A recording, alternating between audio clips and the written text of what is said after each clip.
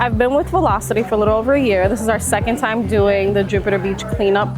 Friends of Jupiter Beach actually maintains and takes care of the Jupiter Dog Beach. We love coming here to help out. We actually get to watch all the dogs play on the beach and the water. We get to clean up the trash. And it's really nice to see how clean the beach is time after time, every time we come. We've picked up over 82,000 pounds of trash in the last 10 years.